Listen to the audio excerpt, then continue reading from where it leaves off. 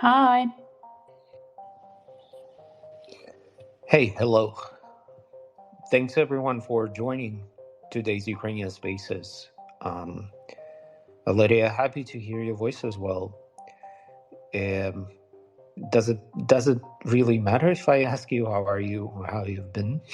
I know that this is the most hated question by everyone, Yeah. every Ukrainian. Well, I guess, and this goes back to a conversation we once had about guilt of people living abroad, but I can't really complain personally right now. I know that for those of you who are tuning in and aren't amongst Ukrainian Twitter people, there's a joke. It's not very funny, but there's a joke going around right now about it's not a joke about the possibility of a nuclear strike, but the joke is that there's going to be in Kiev like a massive orgy on one of the like mountains right before it happens, and it's like so many different funny memes and like Telegram groups for every city where it's going to happen. So like even in like the shittiest of times where there's like a threat of nuclear war and complete devastation, Ukrainians are making jokes about all sorts of stuff. I just found it really funny. Have you seen it going around? Yeah, I think it's also a very Ukrainian thing to have this very dark sense of humor, especially something that really helps you to go through all this insanity, whether you're in Ukraine or outside, Ukrainians outside Ukraine. That's fucking hilarious indeed. But yeah, were quite sleepless nights as well, because my home city is being shelled for almost a week every night at 3 a.m. in the morning, and my parents there all the time. So this kind of adds up a bit of insanity because you do not sleep well, and you're constantly trying to keep track of what is happening there, but you also need to work and you need to keep your spirits high. So I live off all those memes, and Ukrainian Twitter is just absolutely the best in terms of as a support system. Anyhow, Yeah. I know that you also been working very hard. I saw that post that you posted about Russian mobilization that got a lot of attention. Can you explain everyone else what that post was about and why it kind of went viral, Yeah. especially those people who are not on Instagram? Bless you. For sure, I can, and I'm sure that we'll talk more about it as well with Bektour today. But essentially, the biggest, I guess, not the biggest, but one of the news that came out last week was the mobilization that was happening in Russia. And we've been talking with Maksym and others for such a long time about sort of Russian colonialism and the way that people still turn a blind eye on Russian colonialism. And we've been talking about it a lot in the context of obviously Ukraine. Today we'll talk about it in the context of other countries. But also, I just really saw it come to life in the way that they were mobilizing people across the country. And I wrote a post about like why Russia is basically racist and colonial, and it gathered some of the proof that we were seeing of people being mobilized in Dagestan, in Chechnya, and a lot of other places that Russia at one point in its history colonized. And I think it really struck a nerve. And I don't know. I just hope that this is one of the ways that we can really bring to light some of these practices that continue happening, that have been happening, and just to show that when we talk about Ukraine, it's not just because Russian colonialism. It is happening in Ukraine in big time right now, and we're seeing a proper war happening, but there's also a lot of its iterations all around the region. And yeah, I just wanted to sort of almost make people within Russia who have been colonized, I guess, know that Ukrainians know that they've been colonized as well. But I had a bit of like, I saw that post and I actually stopped and started thinking about something. And this is a question I really want to ask everyone who's listening. You can join this new feature in Spaces where there is a button for comments. And so please do share with us what you think about it. But here's my problem with it. not a problem. It's just something that makes me really think. So, okay, of course, we want to build up this solidarity with other colonized nations, colonized by Russia, whether outside Russia or inside Russia. But there's also an issue that we all deeply care about, is the issue of collective responsibility of Russian citizens for genocide in Ukraine and what is happening there. And on one hand, I do care about the fates of all those nations that were subjugated by Russia over the centuries and now are inside this prison of nations, as Russia is being called, colonized and being drafted and sent to the front line, and ethnic Russians are just basically hiding behind their backs, as it used to be in many wars. Ukrainians and Belarusians were in the same position during World War II. But do I show my solidarity with them while they're being sent to Ukraine and also, participate in genocide from the other side? Or do I apply to them the collective responsibility that I expect from any Russian citizen to admit? Anyhow, this is the question for all of you. Please share, because I know that lots of Ukrainians, but not necessarily Ukrainians, have very strong feelings about it. We want to hear from you.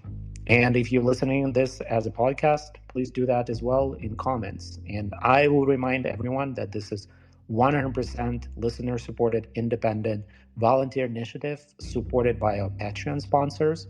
And it exists thanks to your support. And I see some Patreons listening to us today. So not only you get a lot of extra cool content by becoming our sponsors on Patreon, but most importantly, during our live broadcast, you have this exclusive right to ask your own questions of our featured Ukrainians and featured Ukrainian allies, and whether in person or through chats or through Patreon page. So please do that and do consider supporting us. We really value your support on Patreon. And it really helps as well, because we are able to grow and give more interesting and cool exclusive content to all of you who are listening and who are part of our community. So it actually gives results to making our podcast and our community a little bit better. Absolutely. So let's proceed to our featured, this time Ukrainian ally. And Ukrainian Spaces for Season 2, we are trying a bit different things on top of featuring Ukrainian voices all the time, the diversity of Ukrainian voices and who help us to decolonize some Ukraine conversations online. We also started building anti-colonial solidarity bridges to other countries in the world where we know very cool, badass Ukrainian allies who are at the moment manifest their solidarity with us. And today's episode is going to build that bridge to Kyrgyzstan. And today with us is Bektour. Bektour, hi, are you here? Hi, yes, I'm here, and I'm very happy to be with you in this space, Maksym. We haven't seen each other for years, I guess. I actually saw you in Warsaw during the Pride, but I hadn't a chance because the crowd was so massive. Anyhow. Yeah, there were many people there. Absolutely.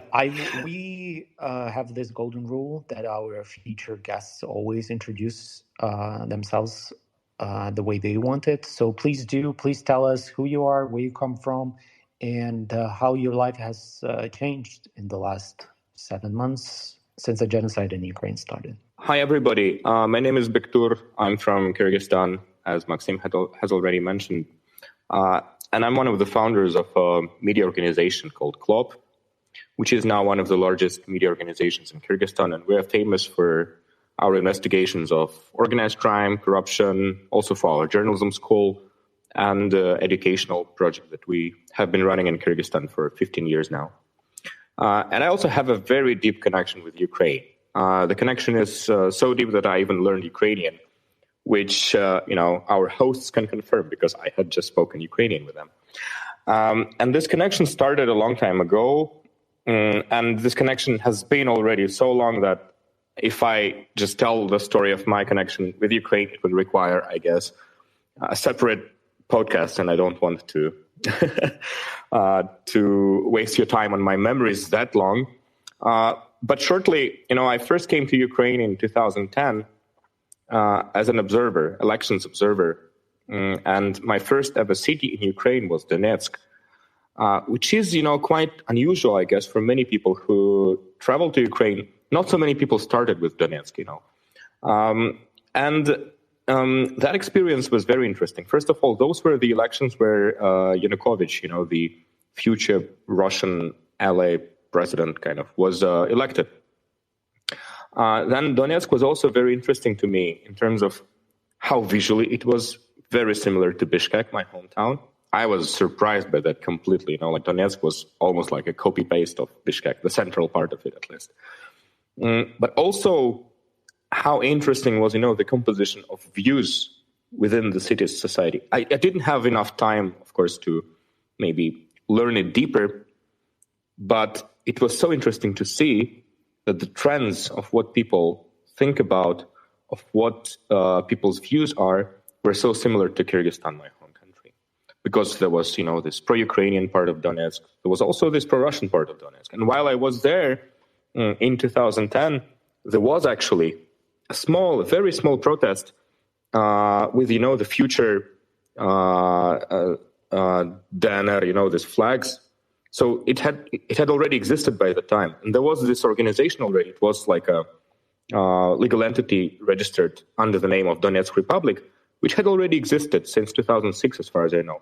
And they had already started this protest. And they were kind of preparing back then, as far as I understand now, to start even larger protests in case Yanukovych, would lose those elections. But it didn't happen.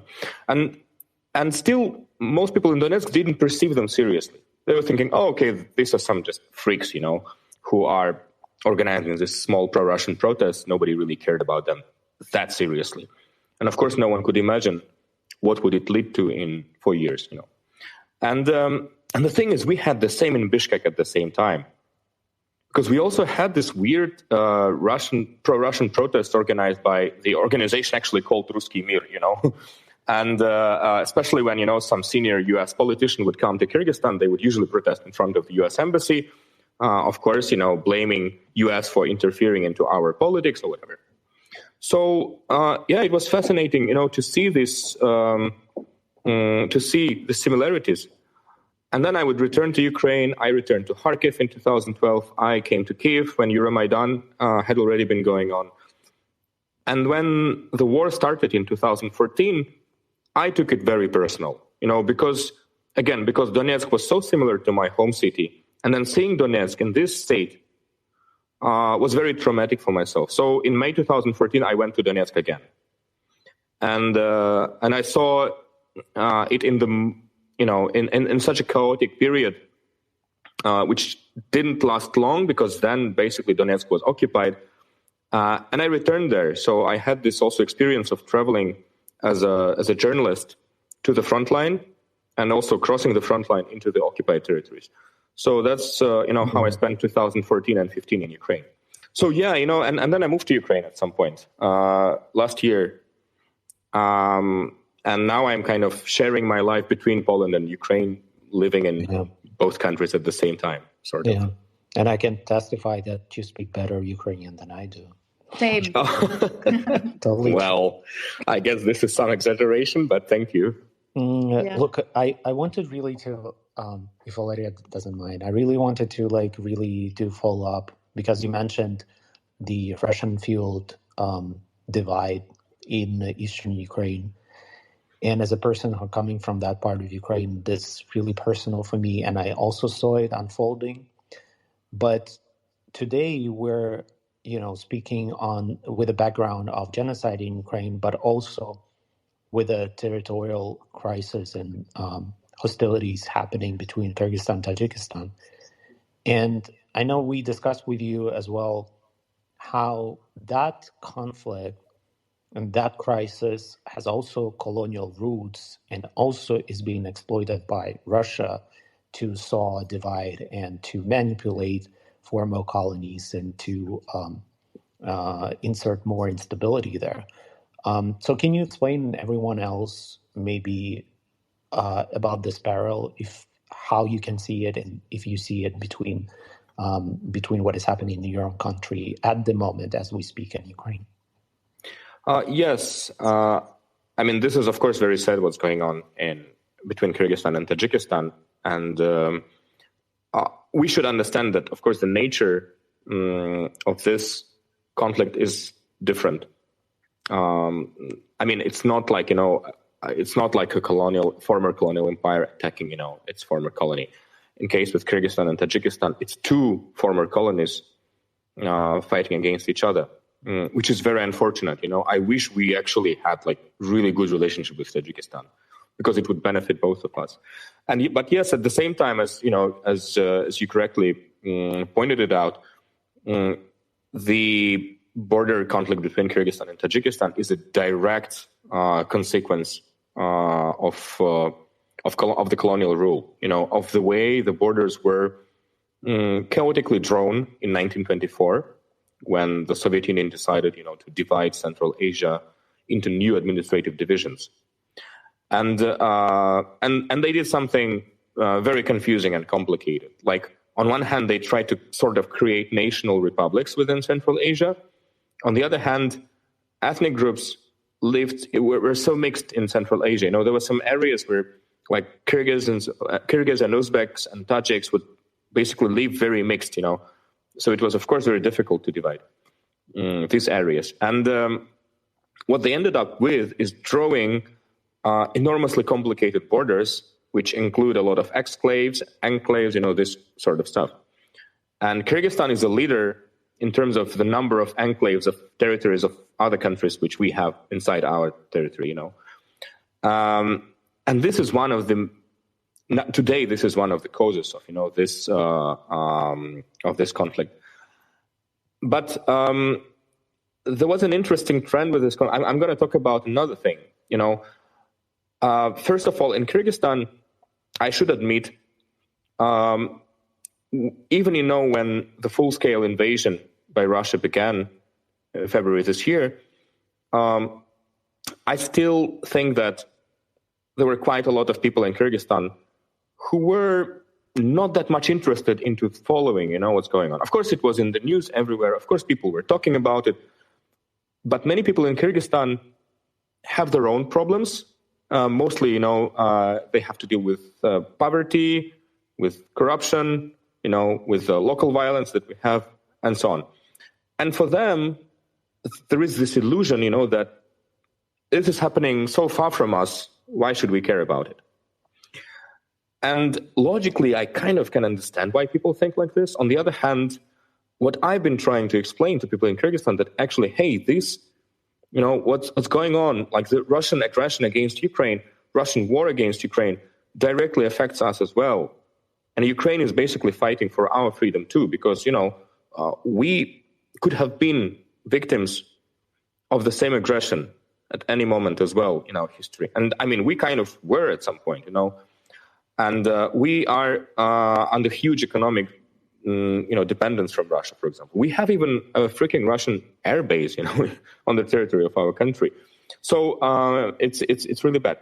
But then, when Tajikistan, and with this border conflict with Tajikistan, the way it has usually been was that the conflict would be limited only, to the debated kind of areas of the border, which is already bad, of course, anyway. But this year, something different happened. This year, Tajikistan invaded kind of deeper inside the territory of Kyrgyzstan. That was something new. That was something that hadn't happened before. And this was also a very, very traumatizing experience for many people in Kyrgyzstan.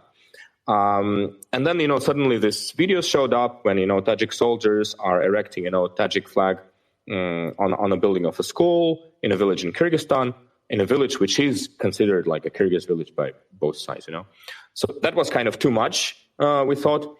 That mobilized people in Kyrgyzstan. That created, this another example of this enormous grassroots logistics, as I call it, which actually is very similar to, how grassroots logistics exist in Ukraine. And then suddenly, there was a huge growth of support of Ukraine, as far as I can see. Suddenly, much more people started seeing parallels Because I mean, and that's of course we are talking about, it's still not confirmed, and we cannot claim whether it happened or not. But a very popular opinion in Kyrgyzstan has been throughout these days that Tajikistan is a much closer ally of Russia than we are. I mean, talking about our governments, right? Mm-hmm. And basically, people started seeing, Kyrgyzstan as this sort of democratic country that is being attacked by a totalitarian country. And this is where people in Kyrgyzstan started seeing, parallels with Ukraine, for example. And then there was this interesting, and then one day there was this photograph spread that suddenly became viral within Kyrgyzstan from the Kyiv metro. And I think there was a news broadcast in the metro that showed, one of the Ukrainian TV channels covering the conflict on the Kyrgyz-Tajik border. And the way, it was covered, it was kind of supportive of Kyrgyzstan. And that photograph with, this screen in the metro became so viral in Kyrgyzstan. And what I see right now is that people believe that, many people believe that Russia supports Tajikistan in attacking Kyrgyzstan. That's how the growth of, anti-Russian kind of anti-colonial narrative is also becoming more popular in Kyrgyzstan, hopefully. And with this, support of Ukraine, solidarity with Ukraine, hopefully is also growing. And I really wish that it continues this way. Yeah, no, for sure. And you briefly touched upon it when you were describing earlier what was happening in Kyrgyzstan. But, we've spoken a lot about the historical roots of Russian colonialism in Ukraine before. But I was wondering if you could tell people, maybe, I know we can spend another 3 hours talking about this, but just a little bit about sort of how Russia came about to colonizing and Kyrgyzstan and sort of running their oppressive policies and politics. And yeah. Oh, yeah, absolutely. And, I love sharing this, especially with Ukrainians, because unfortunately, one of the sadder things that has been going on, especially since, 1990s, is that we've kind of lost connections between former colonies. People in Central Asia would really rarely travel to Ukraine. And not so many Ukrainians would actually have connections with Central Asia. So whenever I would come to Ukraine, and especially when I would, give some public talk or something like that, quite often I would be the first person from Kyrgyzstan that people would meet. So kind of an exotic bird, for many people. But then, I would start sharing our history, and people would be like, "Oh my God, this is so similar to what we've been going through," And I'm like, "Yeah, that's the thing. It is actually quite similar, unfortunately." But so talking about Russian colonization of Central Asia, and I will talk about Central Asia in general, because again, when Russia came to Central Asia, modern borders did not exist. So Central Asia was divided in an absolutely different way. There were different states with different borders, different way of life even, so for example, Kazakhs and Kyrgyz people, they were mostly nomads.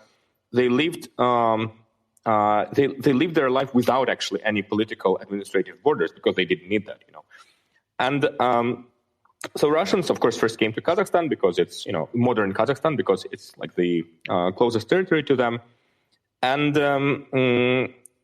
And it happened in 19th century. So it happened later, than the colonization of Ukraine happened, much later.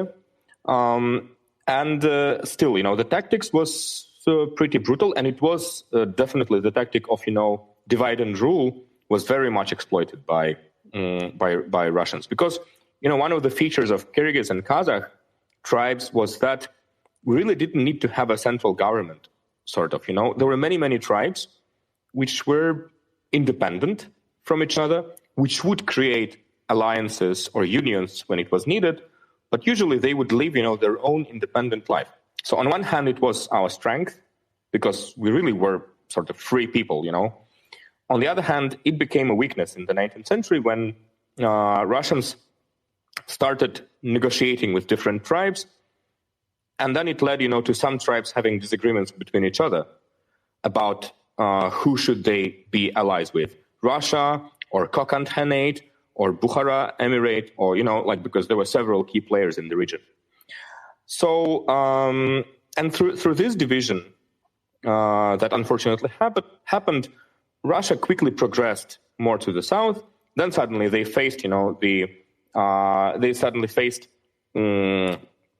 competition from the British Empire, which also tried to kind of colonize Central Asia. Then they agreed between themselves that, British Empire would stop in Afghanistan and Russia would stop in Tajikistan, without, of course, ever asking us whether, what we think about it. And they came to Kyrgyzstan in early 1860s. That's when the northern Kyrgyzstan was captured. And then they had several years of fighting against tribes in southern Kyrgyzstan. And that's where the fighting was especially fierce, because tribes from southern Kyrgyzstan were really resisting, the occupation. One of the leaders of those tribes was Kurmanjan Datka, who is actually, it's a rare example of a woman being a leader of the tribe. And she is now one of the, cult heroes of our history. Unfortunately, people in southern Kyrgyzstan did not have enough resources to, stand against Russian army for a long time. So in the end, the whole territory of Kyrgyzstan was captured. Some Kyrgyz nomads, they fled, if they could, to modern Afghanistan, for example. And then, the first decades of colonial rule, unfortunately, I think, are not researched enough, because they have been mostly taught to us, again, through the colonial prism. And I think we should still do a lot of work to kind of reprocess, rethink, revisit what was actually going on during that period. Because, of course, then, in the school textbooks, this period was shown to us as if, Russia was actually developing us, as Russians love saying, we brought civilization to you. Liberating force. Absolutely. You were like savage Asians, whatever, and to which we reply, come on, what the hell are you talking about? Savage Asians? Uzbekistan had this, Bukhara, for example, had this enormous astronomy observatories, which made such a huge input into the development of science, who was savage actually? So, okay, anyway, sorry for my emotions. And then it's perfectly rooted in absolute facts. So there's nothing wrong about that. Yeah, and then the largest conflict, and this is a very important point in our history, the largest conflict then happened in 1916, when Russia had already been at war in World War I. Russia didn't have enough resources. You see these parallels. This is crazy, isn't it? And then Russia decided to mobilize nomads, to mobilize Kyrgyz and Kazakh tribes to fight for the Russian army, to become part of the Russian army. And now this caused a huge outrage, of course, because we were like, what the hell are we, who are we going to fight against? Austria-Hungary? We don't care about Austria-Hungary in Kyrgyz, Anyway, so they tried to mobilize us, to which we replied with basically resistance. Resistance was so huge that Russia had to bring a significant amount of troops to modern Kazakhstan and Kyrgyzstan to suppress, this resistance. And it ended up with scores of people being killed. And up to date, we actually don't know the real figure of how many people were killed. But what we know for sure is that I don't know any Kyrgyz family who doesn't have at least, one ancestor, at least one person from the family who had to flee modern-day Kyrgyzstan back then in 1916. So my great-grandfather, for example, he fled to China. Most fled to modern-day China, which was, that day also China. So they fled there. That's why actually China has a pretty significant Kyrgyz community up to date. Many of them are descendants of those Kyrgyz people who fled from sort of genocide, actually. Some people call it genocide in Kyrgyzstan, and I understand why it would be, characterized like this. So this is one of the most traumatic periods in our history. Today it is being commemorated by authorities, but this is a very sensitive topic, of course. And actually recently even, some parts of population in Kyrgyzstan didn't like to discuss this topic. It was, very inconvenient And people would say, oh, this is only nationalists supporting, this, discussing, this 1916 resistance or whatever. But again, fortunately now we talk more about it. And I think we should also revisit those days, research them to understand, the tragedy that happened back then. Yeah, no, for sure. And, you're talking about 1916, but it almost feels like you're describing a lot of events of 2022 as well. So clearly, absolutely, Russian colonialism is alive and well. But I wanted to quickly pass to Tetiana, who's also part of our team, our Ukrainian Spaces team. And she had a comment and a question for you, if that's okay. Hi, Bektour. Привіт. Привіт. So when you were speaking earlier about the division and how fractured historically, people have been, what's interesting is that kind of immediately, in my mind, took me back to even when I was growing up, feeling that Ukrainians were conditioned under Soviet rule to be kind of in groups, separate from each other. And, because I remember like Banderivchi, Melnikivchi, they were all kind of behind one person or another. And all groups were kind of like, well, we believe in this, and then we believe in this, and everything. It wasn't very united, even after the Soviet Union collapsed. And there was so much kind of historical conditioning under colonialization, under Russia, that, they kind of couldn't get themselves out of it. And I think, that it was so, to me, that was so important for you to mention, because I think now, the world is seeing Ukraine, feverishly united and wanting to be united and kind of leaning in with each other, but it hasn't been that way. And I think it's so important that you kind of spoke about that, because it's, what people don't realize is that it's kind of like PTSD, right? It's like there is a trauma that people have carried with them, where they don't see Ukrainians as one family, one country, until kind of pushed to the brink, which we have done, we have seen now. And, I read the other day that Kyrgyz is derived from the Turkic word for "we are 40." Is that correct? Referring to the 40 clans of Manas. Well, yeah. I mean, there are many versions, of course, where Kyrgyz name appeared. The term Kyrgyz appeared from, but yeah, one of the hypotheses is from the word 40. And what's interesting is that I wonder if first of all, before I get to that kind of 40 clans, have you, when you speak about Russian colonialism, how has it, for yourself personally, how is it manifested for you? Any feelings of being slightly separate, or viewing kind of your culture and your history in a very different way than what you're probably feeling now, or have been recently since your activism? Thank you for the question. And yes, there is, one.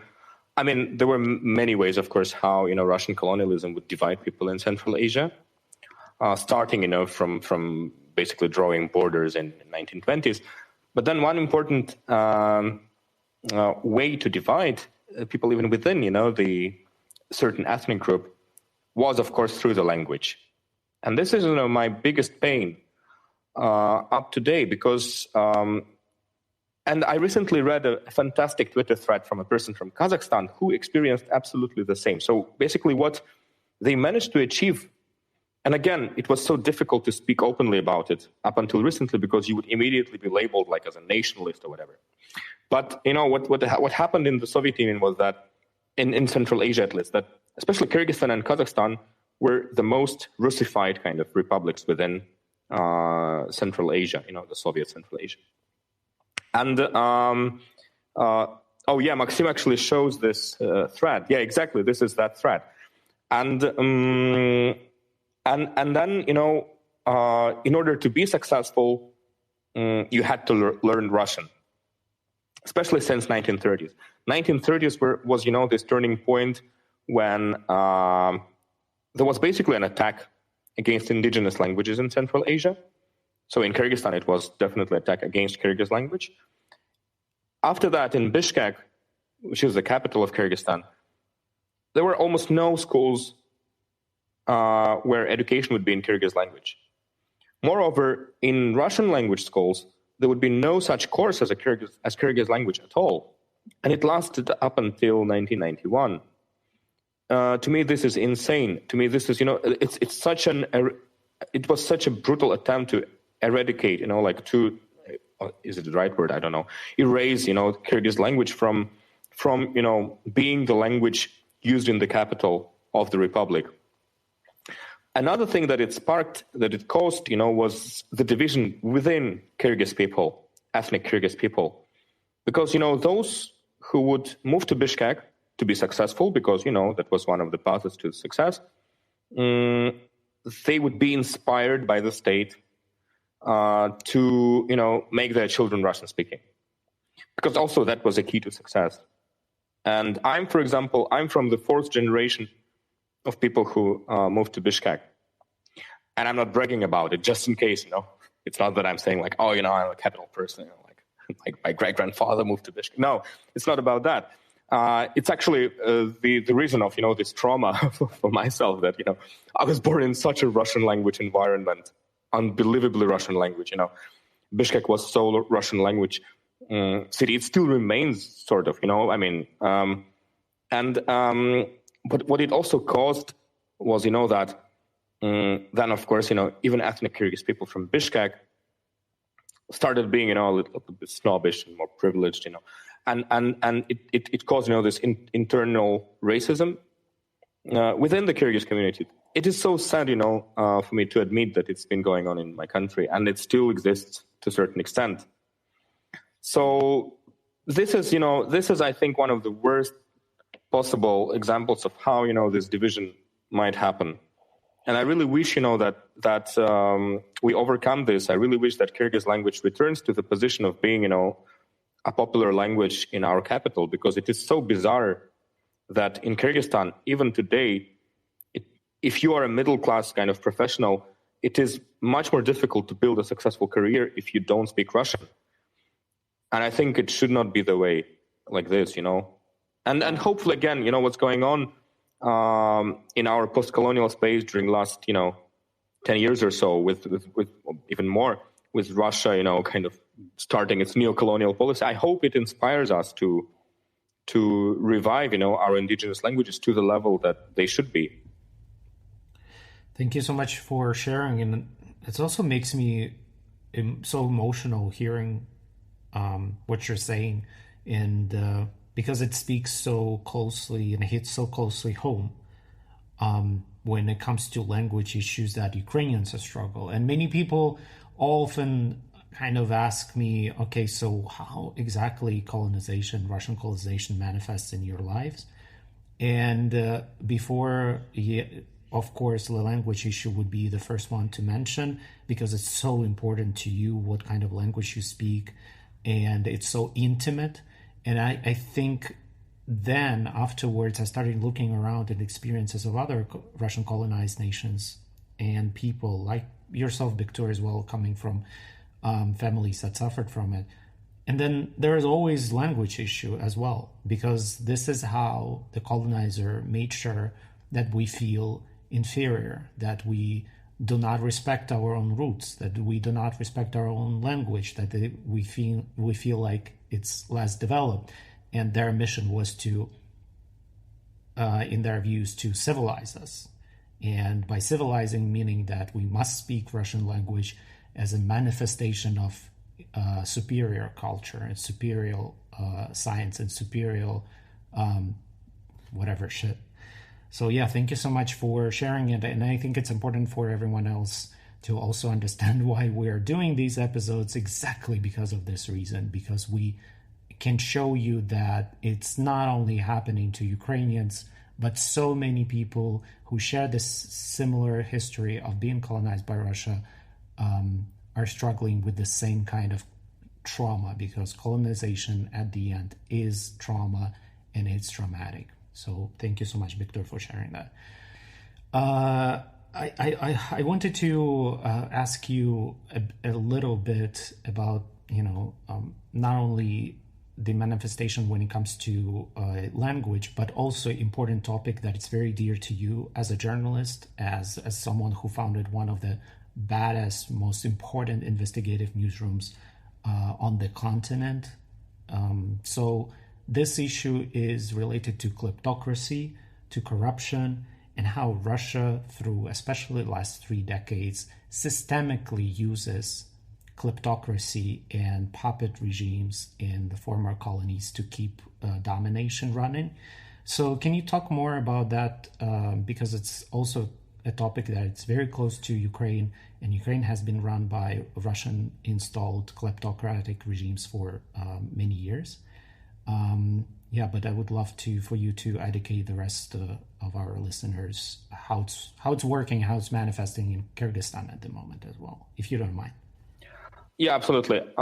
So one thing that I want people to understand about Kyrgyzstan is that, the way Kyrgyzstan is structured politically is pretty unusual, I think. It's pretty unique for Central Asian region. We have, this label of being the only democracy of Central Asia, or whatever we are being called, the island of democracy, how we were labeled at some point. We are sort of, in a way, but it doesn't mean that everything is so rosy and beautiful in Kyrgyzstan. So Kyrgyzstan's main problem is the organized crime. We are the country which is ruled by the organized crime, unfortunately. That makes us different from other countries. If other countries of Central Asia are ruled by certain, political elites which also serve as, government officials, which hold the position of the president or whatever it's being called. In our case, people who have the most influence on our country's politics are people who are not holding any political position or holding some, minor political position, which allows them, to basically steal money. And I think right now the most influential person in the country is Kamchi Kolbayev, who is our drug trafficking kind of baron, and he is really influential. He's been influential for about a decade or so. People from the criminal circles, they affect politics stronger than anybody else, and this is what we've witnessed especially in 2020 when we sort of almost made the third revolution in Kyrgyzstan, which was immediately stolen by criminal groups who just made pressure on the parliament to vote, for a certain person to become the next prime minister and then the president. And this person is still the president. So anyway, we are a country run by organized crime groups. Now, the organized crime is interesting because unlike, unfortunately, unlike us civil society activists, it is much more, connected across the borders. And the organized crime structure within the former Soviet Union is actually quite colonial, because, this so-called, I'm not sure if this is the correct English term, but thieves in law or something, вор в законе, I don't know how to say it in English, to be honest. Yeah, I think that works. But they are still being crowned sort of in Moscow, still happens this way. If you look at, the organized crime structure, it's incredible how, it is still sort of Soviet Union kind of stuff in its nature, They cooperate really well. Russia is run by an organized crime group. And yes, and our organized crime leaders, they have very strong links with businesses in Russia. They actually, what they do is basically they need to be cooperating with Russian organized crime because drug traffic goes then to Russia or through Russia to Europe or whatever. Then smuggling that goes through Kyrgyzstan is serving the flow of goods from China to either other countries of Central Asia or further again to Russia. So it's actually pretty colonial, this network, in its way, in a way, and that's one of the possible reasons why Central Asia is an important kind of, is an important region for Russia to have a control over. Because of this, because of the organized crime, it's we are the region which so conveniently located between several huge markets, drug market and goods market. Yeah, colonialism is also people shouldn't really forget that colonialism is a very profitable economic system, and it's not only about messing up with our minds and subjugation and control, but it's also about profit. And in that terms, Russia exists thanks to that loot and profit they get from these kleptocratic networks they create. Yeah, sorry, Valeria, I know you wanted to ask. No, I was going to say something very similar to you, which is that where there is organized crime, there is economic, I guess, domination in terms of what Russia is trying to do. Like, they're trying to dominate economically in every way they can, and that is one of those ways. But I think we have a couple of we have 10 minutes left. A variation on our favorite question about what it means to be Ukrainian. We wanted to ask you, how have recent events in Ukraine made you rethink what it means to be Kyrgyz? I think the rethinking process started in 2014, not in 2022. 2022 was just, like the escalation, the enormous, of course, escalation of the war that Russia, I think, has been preparing since 2004, to be honest. Since, the day when they couldn't install Yanukovych during the 2004 elections. And I think they were kind of thinking, at least, of the idea of, starting a war in Ukraine since that period. But in 2014, yes, that was for me the period of rethinking. When I came to Donetsk in May 2014, when I saw these mobs with Russian flags attacking pro-Ukraine supporters in Donetsk, which was one of the saddest things I've ever seen in my life. And there was this day. It was 22nd of May or something, 2014. It was one of the last days when pro-Ukrainian protest happened in Donetsk. Rinat Akhmetov kind of decided to join the pro-Ukrainian movement back then, after thinking for like a couple of months, what he should do. So then he decided that he's, Ukrainian, and he started, this movement, that he started, this way of protest that if you support United Ukraine, then you honk, signal on your car every day at noon. And I went. It was in the very center of Donetsk, one of the central streets of Donetsk, and I prepared with my camera to film what would happen. I was just curious because I had no idea. Like, would I hear a lot of actually honking? Nobody knew. And then there was so much of honking, and I was like, wow, this is incredible. It was so incredible to see how many people in Donetsk on the 22nd of May 2014 were actually pro-Ukrainian. So they were honking, and I was thinking, no, they're not gonna leave it like that, right? The separatists who actually had already captured the building of Donetsk Oblast administration. And I was standing there with my friend, who also was my driver at that point, and he's a local resident. And I was like, I'm telling him, something must happen, right? I mean, they wouldn't just let it, be like that. And he's like, because I was looking into the camera, and he's like, oh, look, they are coming. And then I'm taking my, eye away from the viewfinder, and I look to the left, and I see this mob with Russian flags coming to the street, and then they take, stones and whatever they had and start throwing them into any car which honks, I was like, wow, this was so sad to see. So I tried to document it as much as I could. And then I look back and I see two policemen standing and doing nothing. Because it was actually the moment, those were the days when Donetsk police kind of decided to, switch the allegiance or something and to become pro-separatist. And they still were wearing Ukrainian uniform. So they were still having, trizub on their, furashkas or whatever it's called. And I approached them with a camera, and I'm like asking them, like, why are you not doing anything? And they started instead attacking me, asking me, like, why do I film them and so on? And then they started threatening me that they will ask, this pro-Russian mob to attack me. And that was one of these huge moments of rethinking. And I was like, I mean, it was so sad to see to what extent it then led. Of course, I could not imagine how more terrible it would become in the future, you know? But that was my moment of rethinking. That was my moment of seeing how bad it can become when Russia actually starts getting involved into, you know, the domestic policy of another country by sending, you know, whoever to organize, you know, terrible things like this.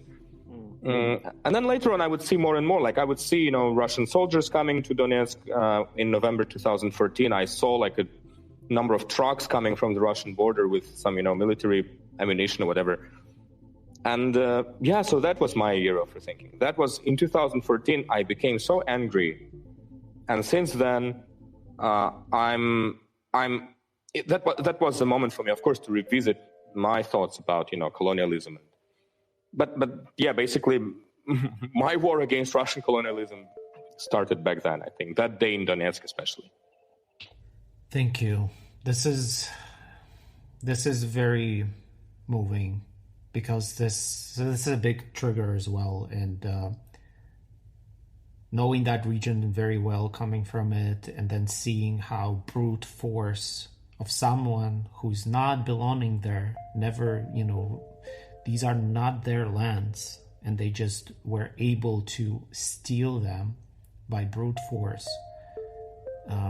This is something, yeah. But at the same time, I'm grateful that through these years you channeled your anger into something productive, and that's exactly what we're doing here today. Talking, sharing our experiences is more of a, I never thought that this will take a form of a therapy session, because it started as a therapy session for just Ukrainians who were sharing their experiences related to genocide, but also colonialism. But when we started inviting other Ukrainian friends from other places recently or previously colonized by Russia, turns out we also have the same experiences or similar experiences, and this also works as a therapy session in so many ways. But let's make sure that we channel that anger and that trauma into ending Russian colonialism once and for all. And I think for whether it's modern Kyrgyz generation or Ukrainian generation of people of our age, this is our obligation. This has to stop with us, and it will, hopefully. Thank you so much, Bektour. We really appreciate your time, and hopefully you will come back. And thank you so much for what you do for Kyrgyzstan and what you're doing at the moment for Ukraine, because that's also so much. Please follow Bektour's work on Twitter and other social media platforms. And wanted to say a special thank you for our Patreons who are making sure that this show is possible. It's now live. It is a live broadcast now, but you might be listening it as a podcast because it's being recorded and uploaded as podcast. And if you finish listening it, please rate it and comment. This is very important for us to keep trending on podcast platforms, and we're available almost everywhere. And a couple of messages from our patrons. There's one from Dmitry that says, thank you, Spaces, for everything you do. And there's another message from Kate saying, just huge thanks to Bektour for sharing his perspective, creating another bridge, and illustrating the parallels in shared experiences in those post-colonial countries. Thank you, Kate, for that as well. Anyhow, this is probably everything we wanted to share for today, apart probably from one thing that is traditional, is Slava Ukraini. Heroям slava. Thank you, everyone. Bye, guys.